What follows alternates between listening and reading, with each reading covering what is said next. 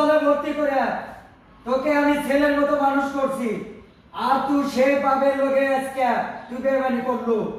তুই আমার মাল, সুলতান আমার চির শত্রু, তার কাছে আমার মাল তুই ধরা দিছস, তোর কাছে আমি বাঁচিয়ে রাখবো না।